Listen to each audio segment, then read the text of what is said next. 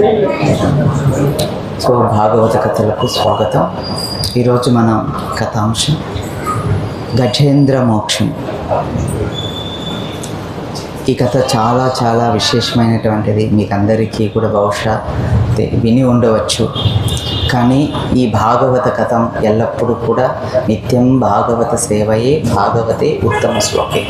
ఆ భగవంతుడు చేసినటువంటి దివ్య లీలలను ఈ భూలోకంలో జన్మించినటువంటి మానవులందరూ కూడా ఎల్లప్పుడూ ఆ భగవన్ నామస్మరణ, ఆ భగవంతుని యొక్క గుణగణాలను కీర్తించడంలో నిమగ్నం అవ్వడమే ఈ మానవ జన్మకున్నటువంటి విశేషమైనటువంటి అవకాశం అన్నమాట.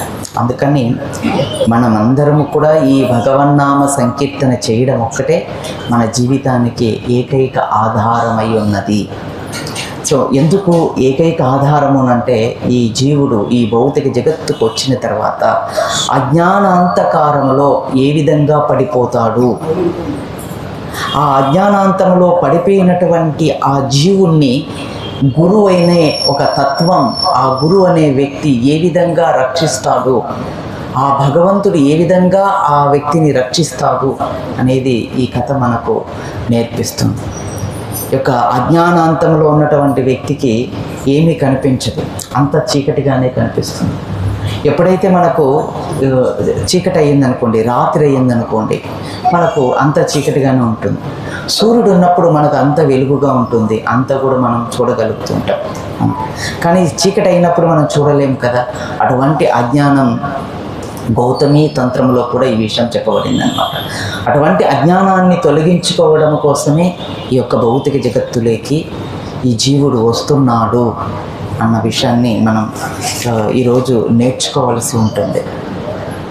ఏ మానవుడైతే ఈ అజ్ఞానం నుంచి బయటపడి, అహంకారం నుంచి బయటపడి, కామ క్రోధ లోభ మద మాత్సర్యాల నుంచి బయటపడి జీవుడు తనను తను ఉద్ధరించుకునే ఒక అవకాశం భగవంతుడు మనకు ఏర్పాటు చేసినటువంటి మహోన్నతమైనటువంటి అవకాశమే ఈ మానవ శరీరం మన అందరికీ నిర్దేశించింది. ఆ భగవంతుని యొక్క పాద పద్మ ఆశ్రయం ఏ వ్యక్తి అయితే తీసుకుంటాడో, భజాహురే శ్రీనంద నందన అభయ చరణారవిందరే, ఆయన ఎల్లప్పుడూ కూడా ఆయన యొక్క పాద పద్మాలను ఆశ్రయించి ఉన్నటువంటి భక్తులను ఏ రకంగా ఆయన రక్షిస్తాడు అనేది ఈ యొక్క కథ ద్వారా మనకు తెలియపడుతుంది. ఇవేదో మనం ఒక కథ అని వినేసి వదిలేయడానికి కాదు. ఇది మన జీవితంలో ఆ స్వామి పట్ల మన భక్తి భావన ఎలా పెంచుకోవాలి, ఏ రకంగా ఆ స్వామికి శరణాగతులం అవ్వాలి, ఈ రకంగా మానవ జన్మను అజ్ఞానాన్ని తొలగించుకొని మానవ జన్మను సార్థకం చేసుకోవడానికి వచ్చినటువంటి ఈ భూమిపైకి ఈ జీవుడు ఏ రకంగా శరణ పొంది ఆయన గుర్తుకు తెచ్చుకోవాలి అనేది ఈ యొక్క కథ. గుర్తుకు తెచ్చుకున్నటువంటి వ్యక్తిని ఏ రకంగా స్వామి రక్షిస్తాడు. మనం అజ్ఞానాంతకారంలో పడి కొట్టుకుంటుంటాం. అంటే మనం అజ్ఞానంలో ఎన్నో రకాలైనటువంటి తప్పులు చేస్తున్నాం, అజ్ఞానంలో ఎన్నో రకాలైనటువంటి అపరాధాలు చేస్తున్నాం, అజ్ఞానంలో అనేక రకాలైనటువంటి ఆలోచనలకు గురవుతున్నాం, ఇంద్రియాలకు లోనై ఉండిపోయి ఉన్నాం. కేవలం జీవుడు అజ్ఞానాంతకారము మాత్రమే. ఈ అజ్ఞానం తొలగాలి అంటే ఈ కథ మనం శ్రవణం చేయాలి.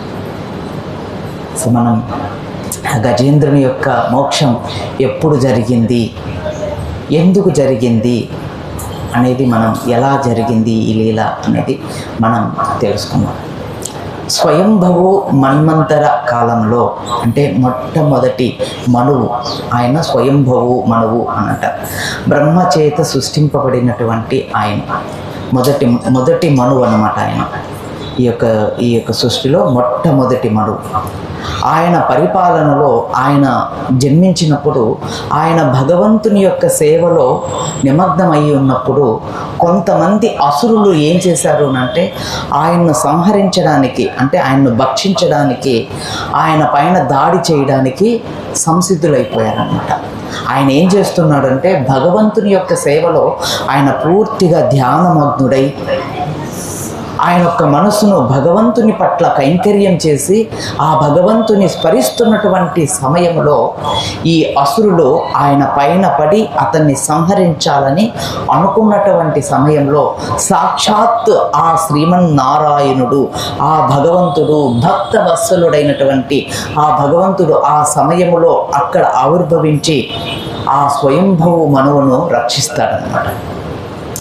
ఆ రక్షించినటువంటి ఆ భగవంతుడే తర్వాత ఇంద్ర పదవిలో కూర్చొని ఇంద్రలోకాన్ని ఈ యొక్క దేవతలందరినీ కూడా, సమస్త జీవులకు అందరికీ కూడా ఆయన ఇంద్రలోకాన్ని పరిపాలిస్తాడు. అటువంటి ఇంద్రలోకాన్ని పరిపాలిస్తున్నటువంటి ఆ భగవంతుడే తర్వాత కాలంలో ఆయన ఏమైంది అంటే స్వర్గాధిపత్యం చేశాడు, స్వర్గం. ఆ తర్వాత ఆ భగవంతుడు అగ్నిపుత్రుడుగా జన్మించినటువంటి సర్వోషితుడు అనే మరొక మన్వంతర కాలంలో రెండో మనువు అన్నమాట ఆయన. ఆ మన్వంతర కాలంలో ఆయన యజ్ఞ పురుషుడుగా ఆవిర్భవించినటువంటి ఆ భగవంతుడు, అలా అవతరించినటువంటి భగవంతుడు తర్వాత మూడో మన్వంతరంలో రోచనుడు అనే ఆ ఇంద్రుడే రోచనుడుగా ఈ మనువుగా జన్మించాడన్నమాట. తర్వాత కాలంలో ప్రియవర్తన మహారాజు, మనం ఇదివరకు ప్రియవర్తన మహారాజు కథ విన్నాం, ఆయన యొక్క సంతానం గురించి అవన్నీ కూడా విన్నాం. ప్రియవర్తుని యొక్క తనవుడైనటువంటి ఉత్తముడు ఆయన ఈ యొక్క మూడో మనువుగా వచ్చినప్పుడు ఆ తర్వాత కాలంలో కొంత ఈ వేద జ్ఞానాన్ని పరిపక్వం చేసినటువంటి విష్ణువులు అనే అరిమేధస్తులు అనే వాళ్ళు ఈ యొక్క జ్ఞానాన్ని పొందిన తర్వాత సో వీళ్ళు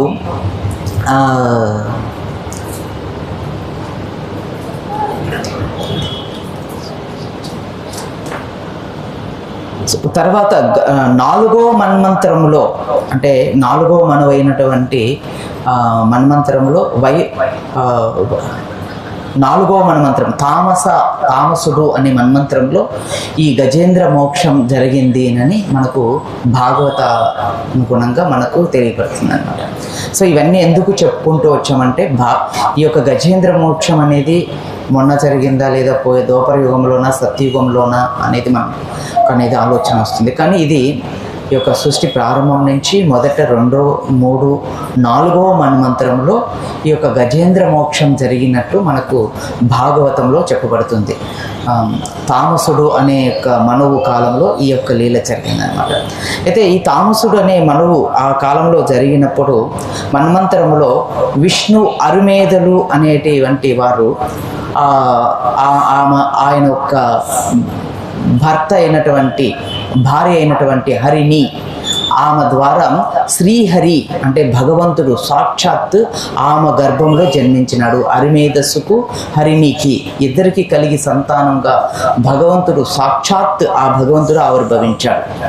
ఎందుకు ఇది చెప్పాల్సి వచ్చిందంటే ఈ గజేంద్రుని రక్షించినటువంటి హరి ఎవరునంటే హరిమేధస్సుడు, హరిని అనే ఇద్దరికి కలిగినటువంటి సంతానంగా ఆ భగవంతుడు అవతరించినటువంటి ఆ గజేంద్రుని రక్షించినటువంటి హరి వీరి యొక్క సంతానము అనేది మనం తెలుసుకున్నాం. అయితే ఇప్పుడు గజేంద్ర మోక్షం అనేది ఎలా జరిగింది, ఎప్పుడు జరిగింది అంటే ఈ యొక్క 4వ మన్వంతరంలో జరిగినప్పుడు గజేంద్రుడు పూర్వ జన్మలో ఆయన ఇంద్రజిన్నుడు అనే ఒక రాజు అన్నమాట.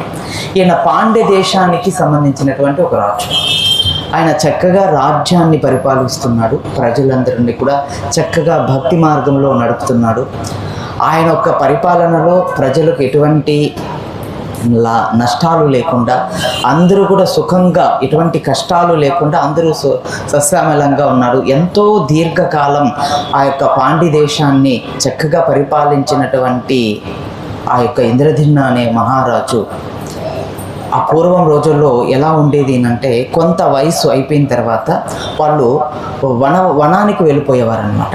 అలాగనే ఈ రాజు కూడా ఏం చేస్తాడంటే దీర్ఘకాలం ఈ రాజ్యాన్ని పరిపాలించిన తర్వాత ఆ రాజ్యాన్ని తన పుత్రులకు అప్పచెప్పేసి రాజ్యాన్ని వదిలిపెట్టి ఆయన అడవికి వెళ్ళిపోయారనమాట. మలయాచలం అనే ఒక ప్రదేశంలో ఆహారముగా తీసుకుంటూ భగవంతుని పట్ల నిరంతరం ధ్యానం చేస్తూ ఈ రకంగా ఈ యొక్క ఇంద్రధనుడు అనే యొక్క మహారాజు ఈ విధంగా కాలం గడుపుతూ ఉన్నాడు. ఒకరోజు భగవంతుని పట్ల ఆయన ధ్యానమగ్ధుడై ఉన్నాడు. ఆయన మనసులో భగవంతుని యొక్క దివ్యమంగళ రూపాన్ని ఆ రోజుల్లో ధ్యానానికి ప్రాధాన్యత ఉండేది.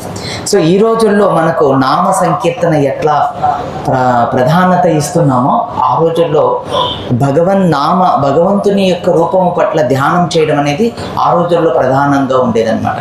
అందుకని ఆ రోజుల్లో ఉన్నటువంటి వారందరూ కూడా కుటుంబాన్ని పరిత్యజించి అడవుల్లోకి వెళ్ళిపోయి అడవుల్లో ఒక మంచి ప్రదేశంలో కూర్చొని భగవంతుని రూపాన్ని ధ్యానం చేసుకుంటూ ఆ విధంగా వాళ్ళు జీవనం కొనసాగించేవారు. ఒకరోజు అట్లాగా ఇంద్రదిన మహారాజు భగవంతుని ధ్యానిస్తూ ఆయన ఆ తమ్యత్వంలో అలా సమాధి స్థితిలో ఉన్నారు అని చెప్పచ్చు. అటువంటి సమాధి స్థితిలో ఉన్నటువంటి ఇంద్రదిన మహారాజు అలా ఉండేటువంటి సమయంలో అగస్త్య అనే ఒక మహాముని అక్కడికి వచ్చారు. ఆ ప్రాంతానికి వచ్చినప్పుడు ఈ రాజు ధ్యానమగ్ధుడై ఉన్నాడు. ఆ ఋషి రావడము అనేది ఏం చూసుకోలేదు పాపం. ఆ ఋషి ఆ రాజును చూశారు, కానీ ఆ ఋషి అక్కడి నుంచి శాపం ఇచ్చి వెళ్ళిపోయారనమాట. ఎందుకనంటే ఒక ఋషి వచ్చినప్పుడు ఒక రాజర్షి ఆయన వానప్రస్థాస్త్రంలో ఉన్నప్పటికీ కూడా బ్రాహ్మణులను, సాధువులను, సన్యాసులను, ఋషులను వాళ్ళకు సేవ చేయాలన్నమాట. అది వారికి నిర్దేశించినటువంటి ఆ రోజుల్లో ఉన్నటువంటి వర్ణాశ్రమ ధర్మం అన్నమాట. ఈ రోజుల్లో కూడా వర్ణాశ్రమ ధర్మం ఉంది, కానీ మనం పాటించడం లేదు. అందుకే మనం దుఃఖంగా ఉంటున్నాం. వర్ణాశ్రమ ధర్మం అనేది చాలా ప్రధానమైనటువంటిది అనేది మనం అర్థం చేసుకోవాలి. అయితే అగస్త్యముని ఎందుకు శపించారు అంటే, ఒక రాజువై ఉండి రాజ్యాన్ని పరిత్యజించి వనానికి వచ్చినప్పటికీ కూడా కనీసం ఒక విలువ కూడా తెలియకుండా ఒక ఋషి వచ్చినప్పుడు తనను లేసి గౌరవించాలన్న జ్ఞానం కూడా లేకుండా నీవు ఈ విధంగా తపస్సును ఆచరిస్తున్నావు కనుక నీవు మదము పట్టినటువంటి ఒక గజములాగా జన్మించుగాక అని ఒక శాపం ఇచ్చేసారన్నమాట. దీని గురించి మనం లాస్ట్లో చెప్పుకుంటాం ఎందుకు ఆ విధమైనటువంటి శాపం అని అనేది.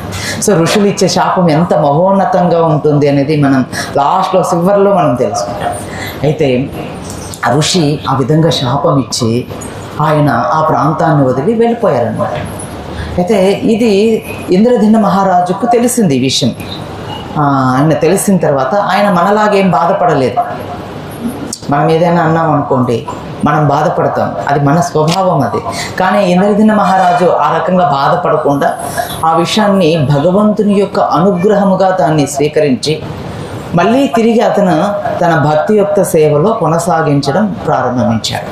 అలా దీర్ఘకాలం కొనసాగించిన తర్వాత ఆయన ఆ శరీరాన్ని పరిత్యజించి తర్వాత ఆయన మరొక శరీరాన్ని తీసుకున్నాడు అనమాట. ఆ శరీరమే గజ శరీరం, ఒక ఏనుగు యొక్క శరీరాన్ని ఆయన తీసుకొని ఆ త్రికుట పర్వతంలో ఆ జన్మ తీసుకున్నాడు. ఆ త్రికుట అనే పర్వతంలో జన్మించి అక్కడ ఏనుగుగా పుట్టాడు. తర్వాత మిగిలిన ఏనుగులతో స్నేహం చేశాడు.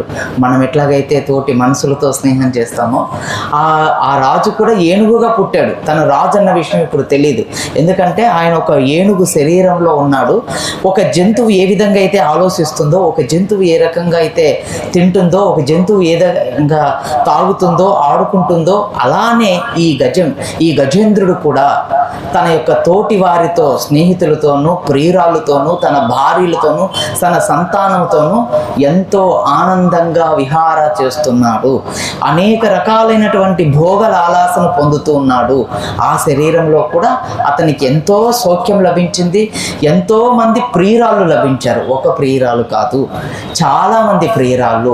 అలానే వారి ద్వారా కలిగినటువంటి చాలామంది సంతానం కూడా ఆ గజరాజుకు లభించిందనమాట. ఇలాగా ఆ అందరితో హాయిగా గడుపుతున్నటువంటి ఒకానొక రోజున ఆ గజానికి తన యొక్క మిత్రులతోనూ, తన పుత్రులతోనూ, తన భార్యలతోనూ కలిసి ఆయన పొలానికి వెళ్ళాడనమాట స్నానానికి.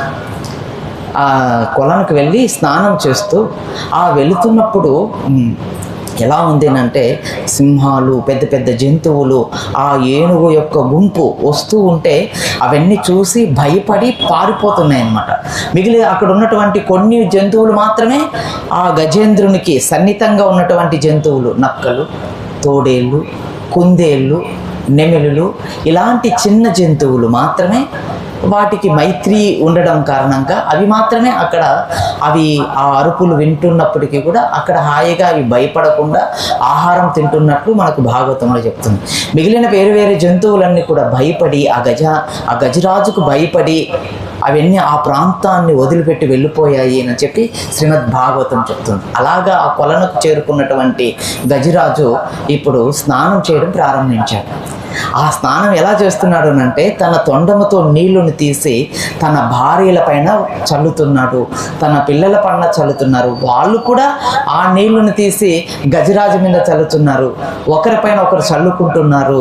అలాగా ఆ కొలనులో అంశలు, మంచి కమల పువ్వులు, పెద్ద పెద్ద విశాలమైనటువంటి కమల పూలు, అందమైనటువంటి తీగలతో ఉన్నటువంటి పూలు, ఆ అందమైనటువంటి ఆ జలం అంతా కూడా ఇప్పుడు ఏమవుతుందంటే కదిలిపోతుందన్నమాట. ఈ గజరాజు యొక్క ఆ సరసానికి, వాళ్ళు ఆడుతున్నటువంటి జలకాలకు ఈ నీళ్ళన్నీ కూడా కదిలిపోతున్నాయి, ఆ పూలన్నీ కూడా ఇదైపోతున్నాయి.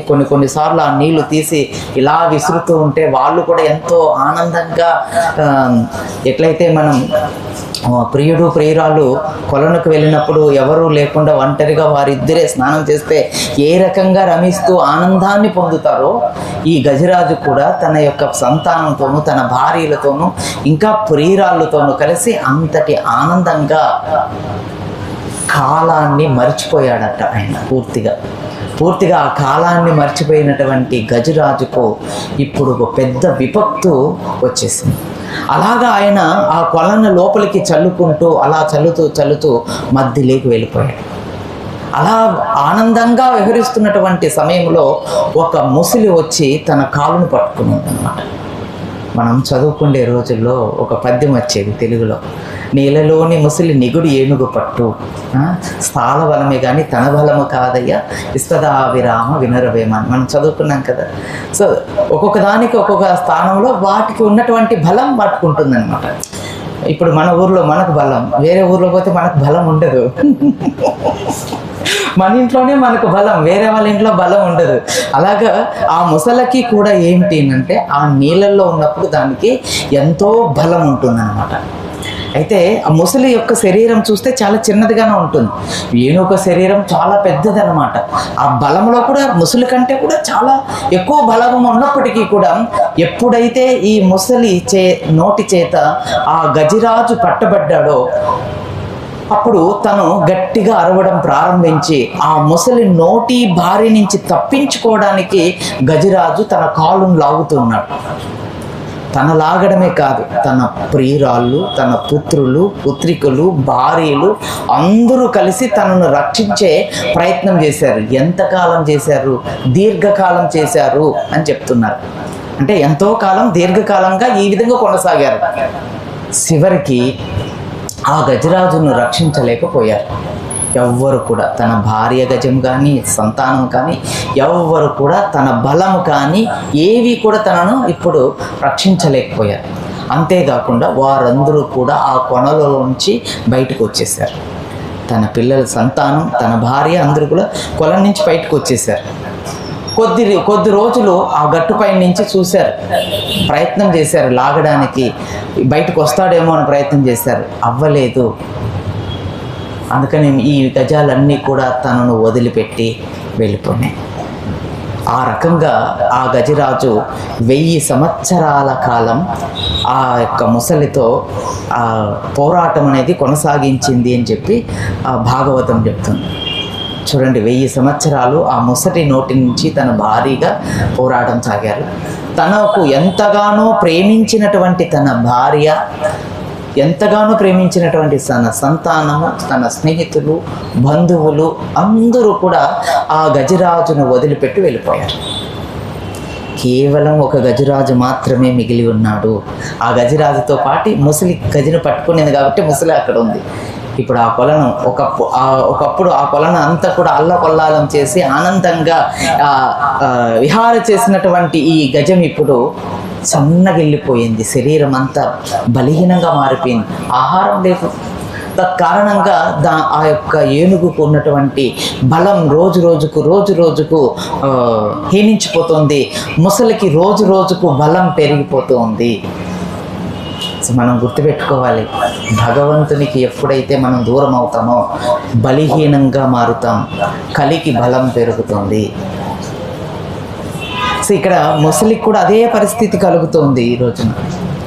అలా దీర్ఘకాలం ప్రయత్నించినటువంటి ఆ గజరాజుకు అనుకోకుండా ఆయన మనసులో ఒక స్పృహకు వచ్చిందనమాట.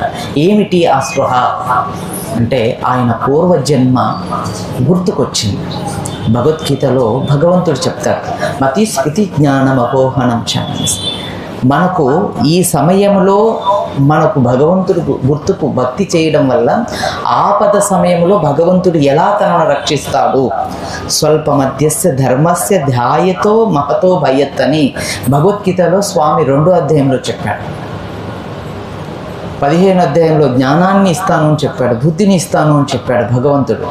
మనం ఈ జన్మలో భగవంతునికి సేవ చేస్తే ఎటువంటి ప్రతిఫలాపేక్ష లేకుండా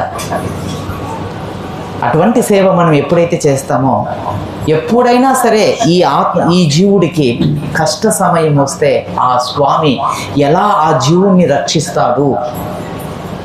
పూర్వం జన్మలో ఆయన ఒక రాజు, అంతేకాకుండా గొప్ప భగవంతుని యొక్క భక్తుడు. ఆయన చాలా గొప్ప భక్తుడు, భగవద్భక్తి దీర్ఘకాలం చేసినటువంటి ఆయన ఒక శాపవశాన ఆయన గజం శరీరంలోకి రావడం వల్ల అంతా మర్చిపోయాడు. కానీ ఆ భక్తి ఏదైతే ఆపేశాడు కదా, ఇప్పుడు భగవంతుడు ఆ గజరాజు తనలో తను ఆలోచిస్తున్నాడు అనమాట.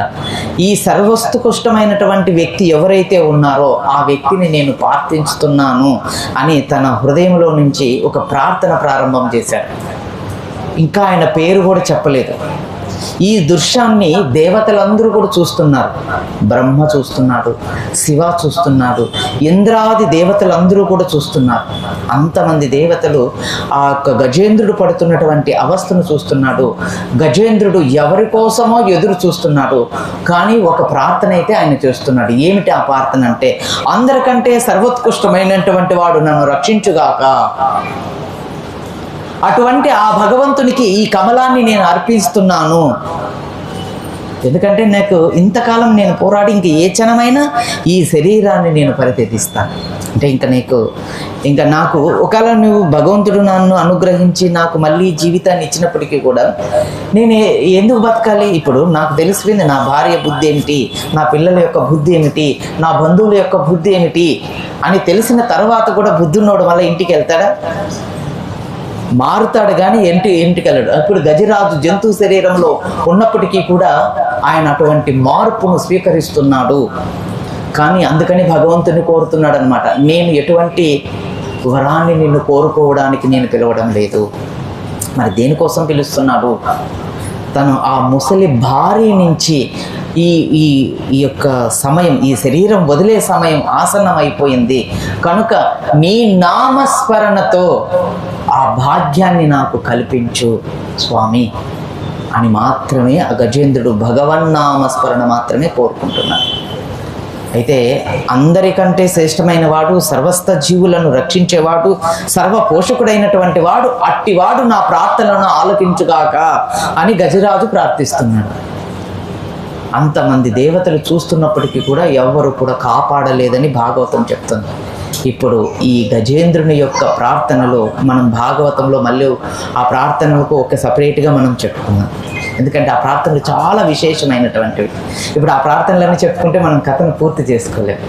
సో ఆ విధంగా గజేంద్రుని ఎంతగానో గజేంద్రుడు భగవంతుని స్తుతించిన తర్వాత భగవంతునికి ఆ మాట ఎప్పుడైతే గజరాజు పిలిచాడో ఒక కమలం ఆ తొండంతో చేసి ఆ పొలంలో ఉన్నటువంటి ఒక కమలాన్ని తీసి, ఏ ప్రభు సర్వోత్కృష్టమైనటువంటి వాడా, ఓ భగవంతుడా నన్ను రక్షించుగాక, నా ప్రార్థనను ఆలకించుగాక అనగానే వెంటనే గరుడు వాహనంపై నుంచి స్వామి వేగంగా వచ్చేశారు. పోతన భాగవతంలో అయితే ఈ మాట ఆయన ఏమంటారంటే, గరుడు కూడా ఎప్పుడైతే గజరాజు ఈ విధంగా ప్రార్థన చేశాడో ఆ వైకుంఠంలో ఉన్నటువంటి లక్ష్మీపతి అయినటువంటి నారాయణుడు పౌలించి ఉంటే, గజరాజు ఎప్పుడైతే హే నారాయణ అని పిలవగానే వేగంగా లేచి వచ్చేసాడు ఆయన. ఆఖరికి ఆయన గరుడు పైన కూడా కూర్చోకుండా ఆయన వేగంగా నడుచుకుంటూ వస్తూ ఉంటే ఆయన భుజం పైన ఉన్నటువంటి చెదరు కూడా కింద జారిపి పడిపోతే, స్వామి ఎందుకు ఇంత వేగంగా వెళ్తున్నాడని లక్ష్మీదేవి గరుడుని అడిగితే నాకేమి తెలియదని చెప్తూ గరుడు కూడా స్వామిని వెంబడిస్తూ వేగంగా వెళ్తూ ఉంటే గరుడు కూడా ఆయనతో పాటు నడవలేకపోయాడని పోతన గారు చెప్తారు పోతన భాగవతంలో. సో ఇక్కడ మనకు వ్యాస భాగవతంలో ప్రభుపాద వారు దాని గురించి చాలా వివరణ చేశారనమాట. ఏంటంటే, ఎప్పుడైతే గజరాజు ఆ విధంగా పిలువగానే వేగంగా స్వామి తన ముందు దర్శనమిచ్చాడు. గరుడు వాహనం పైన గరుడు పైన కూర్చొని స్వామి తన ముందు కూర్చొని వెంటనే తన యొక్క చేతిలో ఉన్నటువంటి సుదర్శన చక్రం ఆయుధం చేత ఆ యొక్క ముసలి యొక్క తలను రాగానే స్వామి ఖండించి వేసేసాడు. ఎప్పుడైతే ముసలి యొక్క తలను స్వామి ఖండించి వేశాడో ఆ యొక్క నోటి నుంచి గజరాజు యొక్క తల కాలు విడిచిపోయింది. అసలు ఈ సమయంలో ఏం జరిగిందంటే, ఆ ముసలి ఎవరు అంటే ఊహు అనే ఒక గంధర్వుడు అన్నమాట. ఈ గంధర్వుడు దేవల ఋషి చేత శపించబడ్డాడు. దేనికి శపించబడ్డాడు దేవల ఋషి చేత అనంటే, కొన్నిసార్లు మన దగ్గర ఉన్నటువంటి డబ్బు, మన దగ్గర ఉన్నటువంటి అందము, మన దగ్గర ఉన్నటువంటి బలము, పేరు ప్రతిష్టలు చూసుకొని అప్పుడప్పుడు విర్రవీగుతూ ఉంటాం. అలానే ఈ ఊహు అనే గంధర్వుడు కూడా అటువంటి ఒక ఇదయ్యి ఆ ఋషి సంధ్యావందనం చేస్తున్నటువంటి సమయంలో అతని కాలు బట్టి లాగడము అలాంటి ప్రవృత్తి కలిగినందుకు నీవు ముసిలిగా ఈ జలములోనే నివసించుగాక అని తనకు శాపం ఇచ్చారు. అదొక పెద్ద స్టోరీ, మనం మళ్ళీ ఇంకొక రోజు చెప్తాం. సో ఆ రకంగా శాపం ఇచ్చి అతను అక్కడి నుంచి వెళ్ళిపోయారు. ఆ శాప విమోచన ఏమిటంటే, సాక్షాత్తు భగవంతుని యొక్క చేతిలో నీకు శాప విమోచన జరుగుతుంది అని చెప్పి ఆ దేవల ఋషి అక్కడి నుంచి వెళ్ళిపోయారు. ఇప్పుడు ఆ గజేంద్రుని ద్వారా ఈ శాపం అనేది ఫలించిందనమాట. సో ఇప్పుడు గజేంద్రుడు ఆ భగవంతుని చూసి స్తుతిస్తూ గజేంద్రుడితో అంటున్నాడు అనమాట, భగవంతుడు నీకు ఏం వరం కావాలి, నేను మళ్ళీ నీకు జీవనాన్ని ఇవ్వమంటావా, నీకు జీవనాన్ని ఇస్తాను, నువ్వు హాయిగా మళ్ళీ నీవు ముందులాగా జీవనం కొనసాగించు అని భగవంతుడు అంటున్నాడు. మనమైతే ఏం కోరుకుంటాం?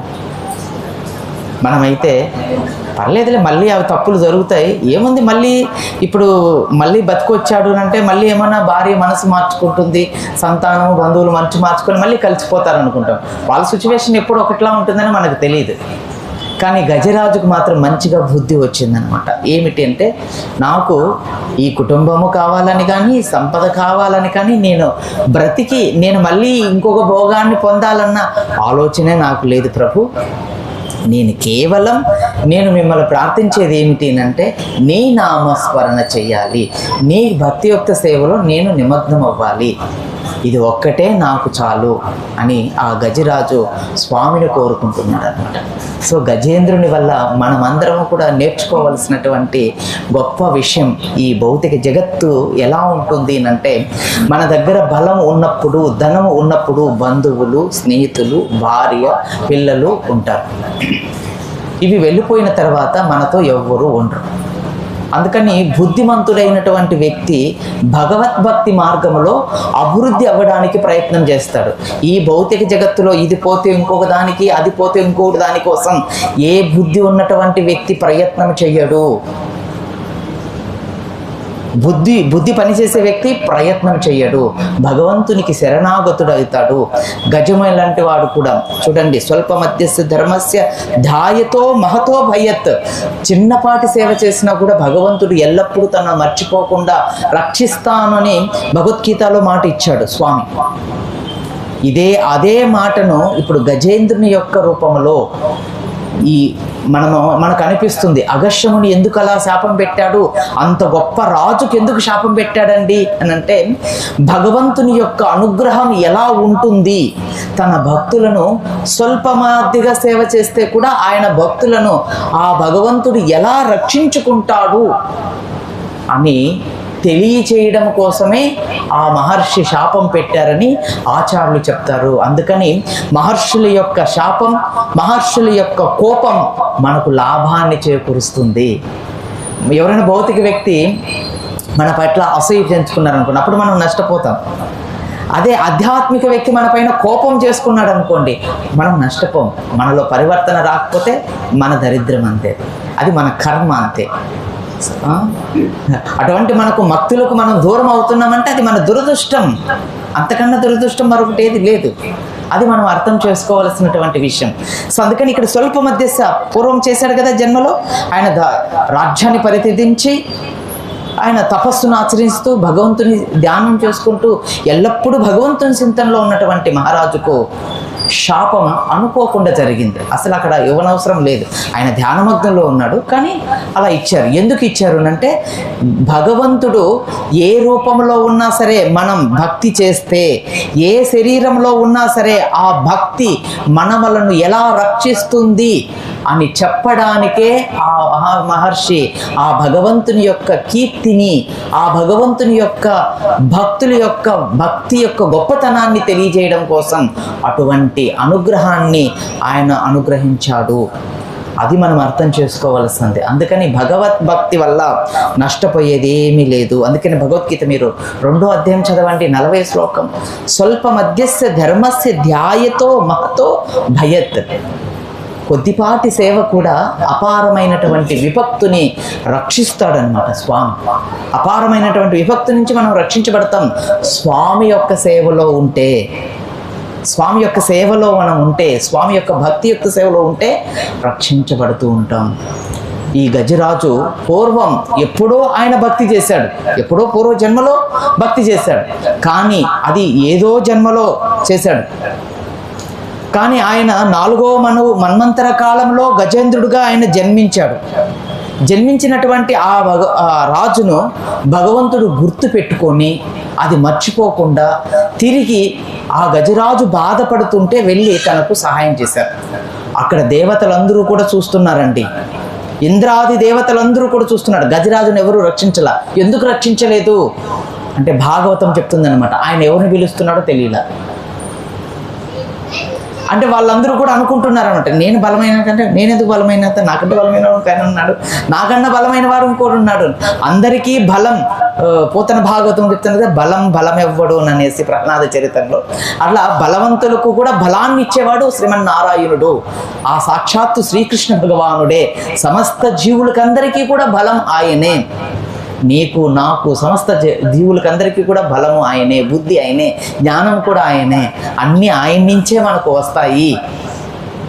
కాబట్టి ఇప్పుడు దేవతలందరూ కూడా మనకందరికీ బుద్ధి బలం ఆయనే కదా ఇచ్చేది, బహుశా ఆయన ఏమన్నా ప్రార్థిస్తున్నారేమోనని వాళ్ళందరూ కూడా ఆకాశంలో మేఘాల మధ్యలో నిలబడుకొని ఆ దృశ్యాన్ని, ఆ లీలను వాళ్ళు బాగా చూస్తూ ఉన్నారంట. స్వామి ఆ సమయంలో వేగంగా వచ్చి ఆ ముసలి యొక్క తలను ఖండించి గజేంద్రుని రక్షించినటువంటి రీతిని చూసినటువంటి దేవతలు ఎంతగానో ఆనందించారంట. వాళ్ళందరూ కూడా శక్తిమంతులే అండి, దేవతలందరూ కూడా. వాళ్ళు రక్షించాలనుకుంటే పెద్ద విషయం కదా, ముసలి కదండి, పెద్ద విషయం ఏం కాదు. కానీ ఆచార్యులు అంటారనమాట, భగవంతుని యొక్క భక్తుడను భగవంతుడు ఏ రకంగా రక్షించుకుంటాడు, తన భక్తుడు ఒక్కసారి తనను ఇప్పుడు ఆ శరీరం గుర్తు చేసుకునే శరీరం కాదండి. ఇప్పుడు మనిషి జన్మలో ఉంటే మనం ఏదో గుర్తు తెచ్చుకోవచ్చు, కానీ ఆ శరీరం అనేది తమో గుణాలతోనూ రజోగుణాలతోనూ ఉన్నటువంటి శరీరం. మనకు పూర్వజన్మలేమో గుర్తుకు రావు, కానీ ఆ భక్తి కారణంగా ఆ భగవంతుడు ఎవరో తెలియకుండా ఆ ఉన్నతమైనటువంటి వానికి నా ప్రార్థనలు అని చెప్పి ఒక పదానికే స్వామి వచ్చేసాడు.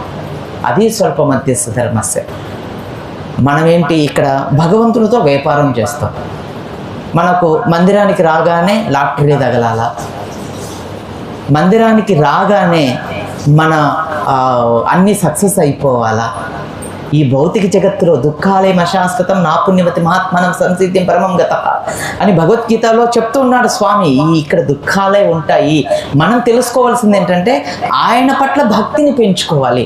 ఆయన పట్ల భక్తిని పెంచుకున్నట్లయితే మనం ఏ శరీరంలో ఉన్నా, ఏ ఆపదలలో ఉన్నా మన అనేవాళ్ళు ఎవరు కూడా రారు. ఆయన తప్ప మన అనేవాడు ఇంకెవరు లేరు. ఈ విషయాన్ని కూడా భగవద్గీతలో స్వామి 5వ అధ్యాయంలో చెప్తున్నాడు. సుహృదం సర్వభూతానం జగతమం శాంతి ముక్తితే అంటున్నాడు. నేను అందరి యొక్క శ్రేయోభిలాషిని అని చెప్తున్నాడు భగవంతుడు. మనం ఎప్పుడైనా ఆలోచించామా ఆ స్వామి మన శ్రేయోభిలాషుడని? ఇది ఆ గజేంద్రుని వల్ల ఆయన తన భక్తుల వాత్సల్యాన్ని ఎలా రక్షించుకుంటాడు, తన భక్తుల పట్ల ఉన్నటువంటి ప్రేమను ఎలా ఆయన నిరూపించుకుంటాడు అనేది ఒక గజేంద్రుని ద్వారా, ఒక ద్వారా మనకు ఈ కథ తెలియబడుతుంది. ఆచార్యులు ఏమంటున్నారంటే ఈ గజేంద్ర చరిత్రకు చాలా విశేషణ చెప్పారు. ఎవరైతే ఉదయం సంధ్యా సమయంలో గజరాజును ప్రార్థిస్తారో, ఈ గజేంద్ర మోక్షాన్ని స్మరణ చేసుకుంటారో ప్రతిరోజు, వారికి ఆ నారాయణుని యొక్క అనుగ్రహానికి పాత్రులవుతారు. అంతేకాకుండా విభక్తు నుంచి వాళ్ళు బయటపడతారు. అందుకని శ్రీమద్ భాగవతంలో మనకు ఇవన్నీ చెప్పారండి. వ్యాసుల వారు మనకి ఇవన్నీ ఇచ్చారు. మన దురదృష్టం ఏమిటంటే ఎవరో చెప్పిన వాటికి మనం ఎక్కువగా ఆకర్షణ ఉంటాం, కానీ మన వాళ్ళు చెప్పిన దానికి మనం అంతగా ఆకర్షించడం. అదేదో బయట ఒక సామెత ఉంది కదా, ఇంట్లో పులగూర నచ్చదంట, బయట పులగూర నచ్చుతుంది అన్నట్టు. సో మనకు ఇంట్లో పులగూర బాగుండదు, పక్కింటి పులగూర అయితే బాగుంటుంది అనమాట. అలాంటి పరిస్థితిలో మనం ఉంటున్నాం. కాబట్టి అర్థం చేసుకునేదానికి సో ప్రయత్నం చేయాలి. భాగవతాన్ని ప్రతి ఒక్క ఇంట్లో భాగవతం ఉండాలి. భాగవతం చదవడం వల్ల మనకి ఇటువంటి అవగాహన కలుగుతుంది. కనీసం సత్సాంగత్యం చేయడం వల్ల కూడా మనకు అవగాహన కలుగుతుంది. తద్వారా మనం తప్పులు చేయకుండా ఉండేదానికి కూడా అవకాశం లభిస్తుంది. అందుకని భగవద్భక్తిలో ఎట్టి నష్టము ఉండదు అని ఈ గజేంద్ర యొక్క మోక్షం ద్వారా భగవంతుడు గజేంద్రుని ఏ రకంగా రక్షించాడో ఆ రకంగా తన భక్తుల్ని ఏ రూపంలో ఉన్నా, ఏ శరీరంలో ఉన్నా సరే ఆ భగవంతుడు వారిని ఎల్లప్పుడూ కూడా రక్షిస్తాడు అనే విషయాన్ని మనకి ఈ గజేంద్రుని ద్వారా తెలియబడుతుంది అన్నమాట. అది భగవంతుని దగ్గర ఉన్నటువంటి వాత్సల్యం, భక్తవత్సలతం. సో అందుకని మనం ఆ భగవంతుని పట్ల భక్తిని పెంచుకోవడానికి ప్రయత్నం చేయాలి. సుఖదేవ గోస్వామి ఈ కథను చెప్తూ పరీక్షిత్ మహారాజుకు ఈ కథ యొక్క విశేషత గురించి చెప్తున్నాడు అనమాట. ఎవరైతే ప్రతిరోజు ప్రహ్లాదుని, ధ్రువ మహారాజును, పాండవులను, ఆ యొక్క గర్భోదక సాయి విష్ణువును, శిరోదాయ సాయి విష్ణువును, ఆ గజేంద్ర యొక్క లీలలను, ఆ భగవంతుని పురుషోత్తముడను, ఆ యొక్క దేవాతి దేవుని యొక్క భక్తులను, వారి యొక్క భక్తులను ఎవరైతే గుర్తుకు చేసుకుంటారో, వారిని కీర్తిస్తారో, వారికి ఇటువంటి ఆపద నుంచి వాళ్ళు రక్షించబడుతూ ఉంటారు. సో అందుకని మనం ఆపద మన సమయం బాగలేదండి, నా టైం బాగలేదండి అంటూ ఉంటాం. కానీ టైం మాత్రం మార్చుకోం. టైం అట్లే పెట్టుకుంటాం. నాకు బ్యాడ్ టైం నడుస్తుందండి అని అంటుంటాం. కానీ ఇక్కడ చెప్తున్నారు ఆచార్యులు, నువ్వు ఈ గజేంద్ర మోక్షాన్ని ప్రతిరోజు శ్రవణం చేసి భగవన్ నామస్మరణ చేయడం వల్ల, భగవత్ భక్తుల యొక్క కథను శ్రవణం చేయడం వల్ల, వాళ్ళ పేరును స్మరించడం వల్ల మనం నిద్ర లేగానే ప్రహ్లాదుని, అంబరీషుని, పాండవులను, అలాగనే ఎంతో మహోన్నతమైనటువంటి భక్తులను, వాళ్ళ పేర్లను మనం స్మరించడం వల్ల, ఆ భగవంతుని నామాన్ని మనం స్మరించడం వల్ల ఆపదల నుంచి మనం బయటపడి మనసు ప్రశాంతత అయిపోయి, మనం భగవన్నామ సంకీర్తన ఎప్పుడైతే చేస్తామో మన మనసు ప్రశాంతమైపోయి ఈ యొక్క కలి యొక్క ప్రభావం నుంచి మానవుడు బయటపడి తనను తను రక్షించుకుంటాడు, తనను తను కాపాడుకోగలగడానికి ఈ భాగవత కథలనేటివి మన జీవితానికి ఒక ఆధారం అన్నమాట. సో కాబట్టి మనందరిలో కూడా కృష్ణుని పట్ల భక్తిని పెంచుకోవడానికి, ఆ భగవంతుని పట్ల భక్తియుక్త సేవను పెంపొందించుకోవడానికి బ్రహ్మీముహూర్తంలో నిద్రలేసి మంగళహారతికి రావడం, 16 మాలలు జపం చేయడం, అలా భగవద్గీత భాగవతాది కృతులను శ్రవణం చేయడం వల్ల మన జీవితంలో పరివర్తన వస్తుంది అని మనకు భాగవతం చెప్తుంది. అందుకని అటువంటి భాగవతం మనం ఎప్పుడైతే శ్రవణం చేసి మనలో పరివర్తన తెచ్చుకుంటామో భగవంతుడు కూడా మనకు అలాంటి మంచి జీవితాన్ని ఏర్పాటు చేస్తారు. సో మనం మారకుండా ఉన్నాం అనుకోండి, ఎన్ని ప్రార్థనలు చేసినా మన జీవితం మాత్రం మారదు, మనం అట్లే ఉంటాం. ఎందుకంటే మనం కుక్కతో వంకరలాగా అలానే ఉండిపోతాం. అందుకని మనలో చైతన్యవంతం కావాలి అంటే ఆ భగవంతుని యొక్క గుణగణాలను కీర్తించడంలో ప్రతి ఒక్కరము కూడా నిమగ్నం అవ్వాలి. సత్సంగత్యం అనేది తప్పనిసరి, మనం సత్సంగత్యం చేయాలి. సత్సంగత్యంలోనే మనకు మన తప్పులు ఏమిటివి అనేది మనకు తెలియబడతాయి.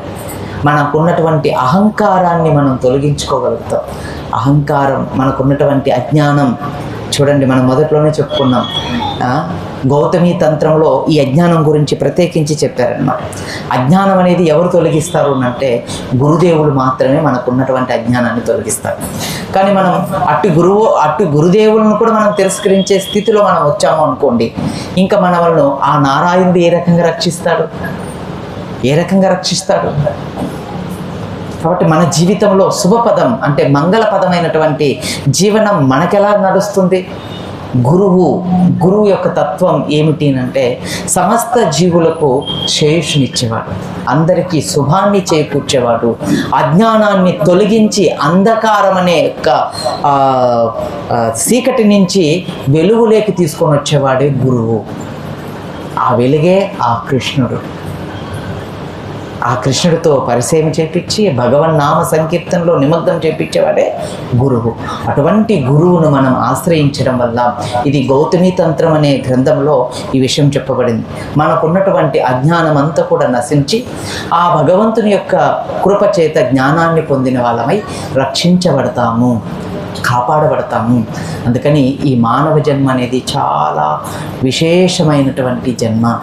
ఈ జన్మను ఎవ్వరిని కూడా ఇంద్రియ సుఖాల కోసం కాకుండా భగవద్భక్తి సాధన కోసం మనం ఉపయోగించి మన జన్మను సార్థకత చేసుకోవాలి అనేది మనకు ఈ గజేంద్ర మోక్షం ద్వారా మనకు ఆచార్యులు తెలియజేస్తున్నటువంటి విషయం. ఇదంతా విన్నాము కాబట్టి ఇలా మనం మనలో పరివర్తన తెచ్చుకుంటామా లేదా మనం అలానే ఉంటామా అనేది దాన్ని బట్టి మీకు రిజల్ట్ కూడా అలానే ఉంటాయి. మన ప్రవర్తనే మనకు ఒక రిజల్ట్ ఉంటుంది. అందుకని మనలో మంచి ప్రవర్తన కలిగి ఆ భగవంతుని పట్ల భక్తి భావాలు కలిగినట్లయితే భగవంతుని అనుగ్రహం చేత మనం ఎల్లప్పుడూ కూడా సుఖ సంతోషాలతో ఈ భూమి పైన ఉంటాం. సో భక్తిగా ఉండడం వల్ల మనకి ఎట్టి నష్టం లేదని భగవద్గీతలో కూడా చెప్తుంది. కాస్త మనం ప్రయత్నం చేసి రోజుకు జపం చేయడం, మంగళహారతికి రావడం, భగవద్గీత భాగవతాది గ్రంథాలను శ్రవణం చేయడం, లేదా అధ్యయనం చేయడం, లేదా సత్సంగం చేయడం, ఏదో విధంగా భక్తి మార్గంలో ప్రతిరోజు మనం నిమగ్నం అవ్వడం వల్ల మన జన్మను మనం ఉద్ధరించుకోగలుగుతాం. కొద్దిపాటి భక్తి చేసిన స్వామి అపారమైనటువంటి కృప ఆయన రక్షిస్తాడన్న విషయాన్ని భగవద్గీతలో చెప్పాడు. ఇది శ్రీమద్ భాగవతంలో ఈ కథ ద్వారా మనకు అది నిరూపిస్తున్నాడు స్వామి. కాబట్టి ఇన్ని నిరూపించిన తర్వాత కూడా మనలో ఇంకా ప్రశ్న ఏర్పడితే మనల్ని ఎవరు రక్షిస్తారు? మీరే తెలుసుకోవాలి. హరే కృష్ణ. గంధరా శ్రీమద్ భాగవతం की गजेंद्र मोक्षम की श्री शिला प्रभुपाद की गौर प्रेमानंदे।